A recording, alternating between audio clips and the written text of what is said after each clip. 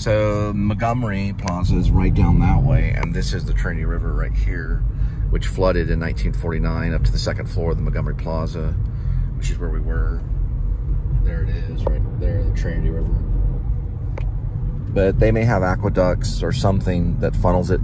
The rumor was a while back that they're going to have boats on the Trinity River for the purpose of transportation around Fort Worth, and they're supposed to build canals that'll take you different places, but it's been on hold, and it's like $1 billion project. But we're going to that building right there. That building is known as the Tower. And here's the thing I wanted to say about Ethan Hawke was I probably shouldn't have watched him, because he was making comments. Well, he does a lot of critical film analysis, you know, just like they all do, the Criterion Collection, all that stuff. And he talks a lot about a guy named Robert Altman, who was a director. He actually directed my aunt. Robert Altman directed my Aunt Suzette in a production called Dr. T and the Woman with Richard Gere. This is before, or maybe after. This is before I met Richard Gere. Because I met Richard Gere in New York. But anyway, Robert Altman, he directed a movie called Nashville, which I do need to watch. It's on him and Maya Hawke, his daughter's favorite film list. You know, they do like the film critiques together and stuff. Or they do it on YouTube. Meaning they show their favorite movies on YouTube and stuff. Or they don't show them, but they talk about them. They show clips from them. But anyway, regardless, he talked about how things were done where you can see the entire... They're from California right there. You can see everything like you could in the theater. So when you go in the theater, you can't do like a close-up. I mean, you might could if you have binoculars. They do allow binoculars in the theater. That is interesting. They do it in Opera House. So you're watching an opera, you can have binoculars, and then you can look in the binoculars and see the actors in a different medium. They're looking through glass. But he talks about how Robert Altman had this style that was basically longer shots, less cuts. We won't talk about sound, but there is sound involved. It's a different way of capturing the whole story process. Here comes a motorcycle. I don't know if he's gonna, yeah, there he goes. But what it means is that it's not just like cut, cut, cut. And trust me, I'm horrible. Especially because I'm only one person. Sometimes if you ever watch a vlog of mine and it just goes dissolve, dissolve, dissolve, dissolve, dissolve, and it dissolves into the next one. Really, it's a mix. It's mixing into it. That means I've had enough. I laid it out, and I hit the button, and I couldn't take it anymore. But at least it uploaded in linear fashion, you know. That's not necessarily theater. But what he does talk about is how the takes are longer. And that allows you to experience something in like kind of like a real time. So when you go to the theater, you can have... Okay, we're moving. Yeah, I'm using a new cord, guys. If you kept up, I found a new cord, so... We're not sticking anymore for a while until I wear this thing out. Oops. I did some still photos of that building, which is called Burnett Park. And also I pretend like that's Tom Burnett from my character, The Thief Story, which writing-wise, I guess I'd have to say I'm a failed commercial writer. It doesn't mean that I'm a bad writer. Look at this right here. Isn't that cool? It just means commercially I failed. I did not pull off what Stephen King pulled off. And I don't write every day. And listen, I didn't give up. So I'm still thinking about typing up the play, UHM. But regardless, what he was talking about, going back to Ethan Hawke and Robert Altman, is that it looks more, when you have a longer shot or something done in one take, which I do occasionally. I have 14-minute takes and stuff. You're going to perceive the world in a different way than you would if you're manipulated by the filmmaker to look at the eyes here, to look at the ear, which Fellini has done, which Lynch is very manipulative.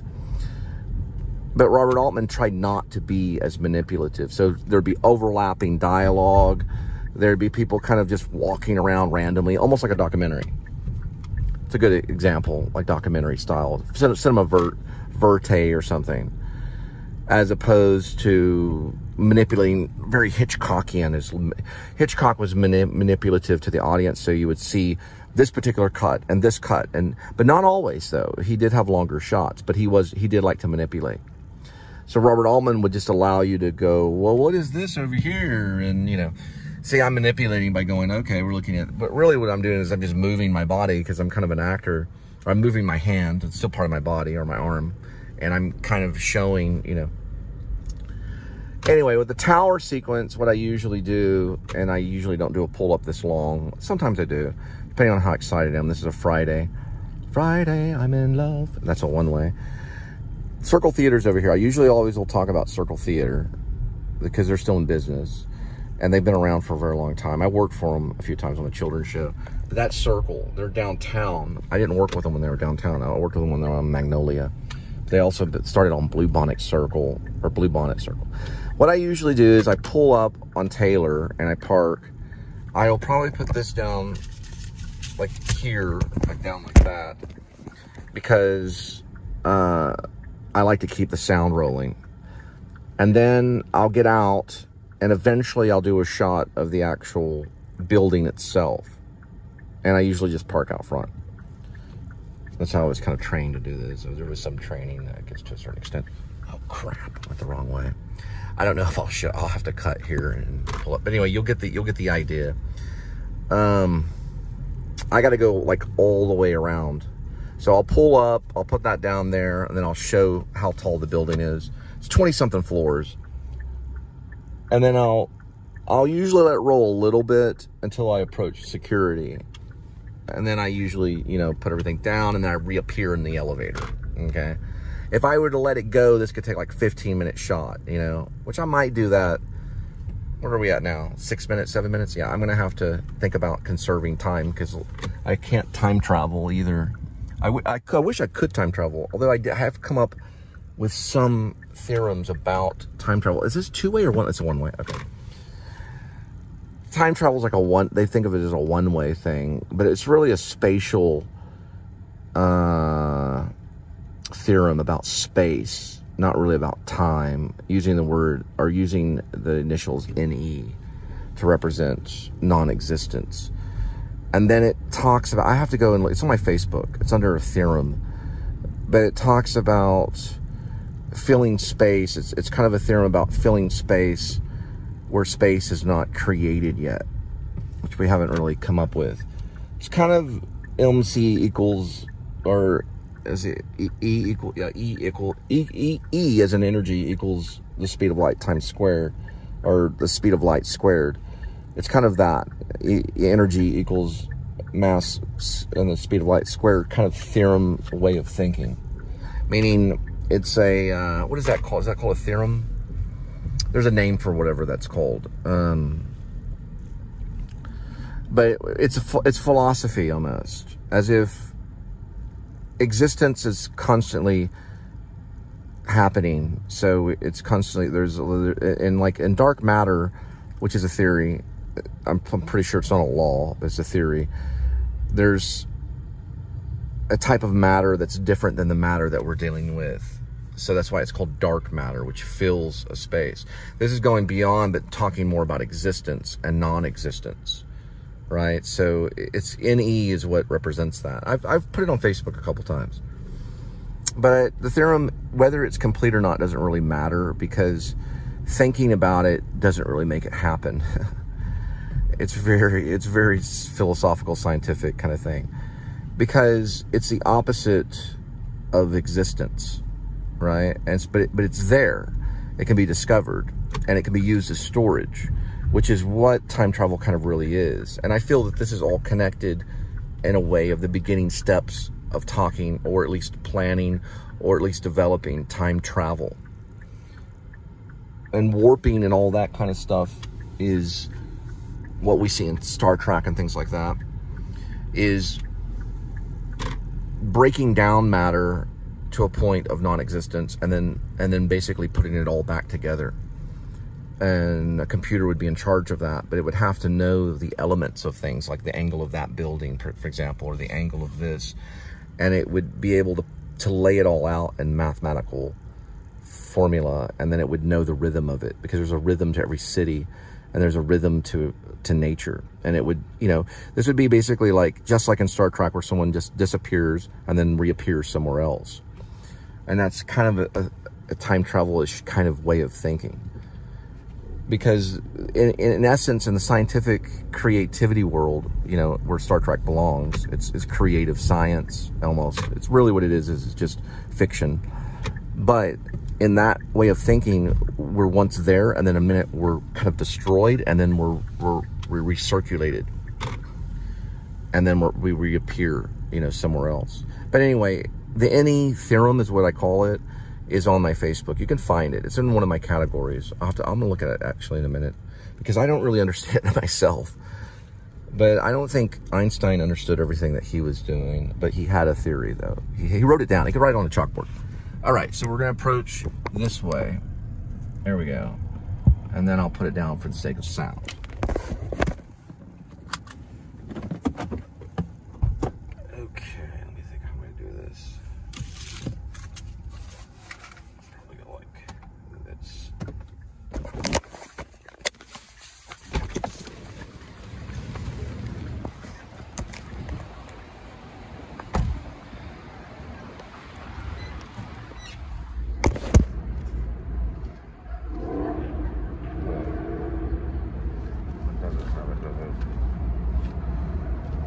Very strange.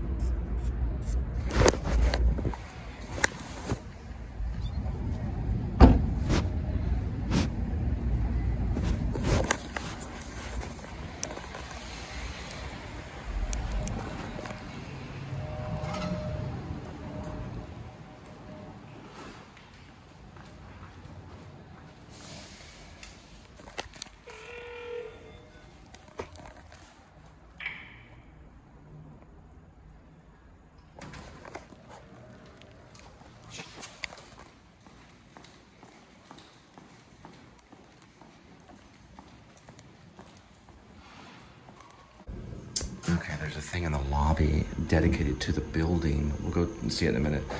It's a tornado, but it's actually a plaque. Well, it's a statue that represents the tornado, because this building was hit by a tornado a long time ago. It was like in the 90s. It killed a relative of mine, but they weren't at this building. They were nearby. It was like a distant cousin on a step-parent side. It picked him up and killed him. He's the only one that died that day. Okay, I talked to the guy, and he doesn't know anything about the tornado in the 90s. Oh, crap.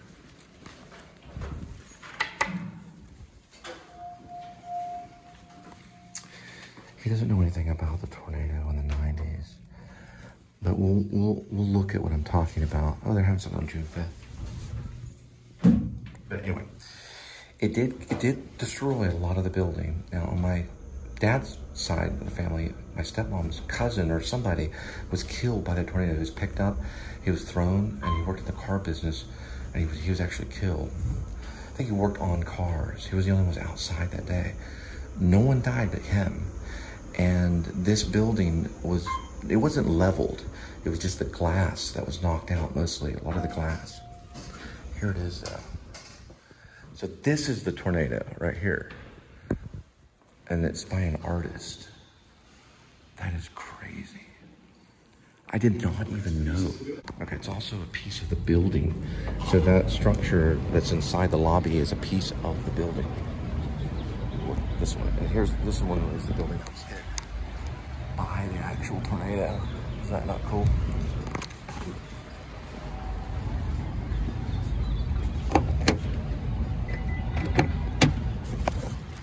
We'll find out the date and everything that when it happened. But yeah, so he worked in the car business. I don't know exactly if he repaired the vehicles or whatever, but it picked him up and it threw him and killed him. He was the only one that died. And this whole entire building was pretty much redone. All right, next one, 74212, 5.2.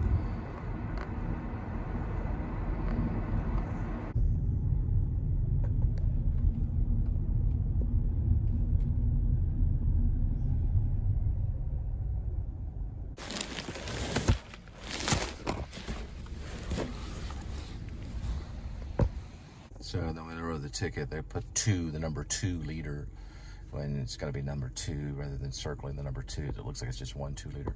We'll have to head back and drop off the second 2-liter, but we'll do that. She said it was okay. It's not like she's going to down 2 liters or 2 2-liters that quick. I told her I'd just tap on the door and there'd be another 2-liter there.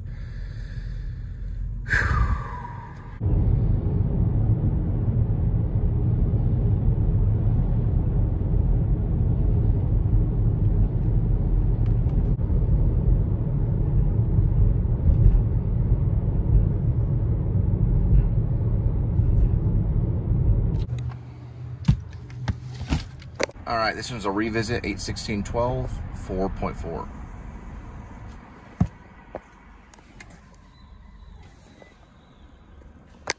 The next delivery will be 8/08/4, 1.8.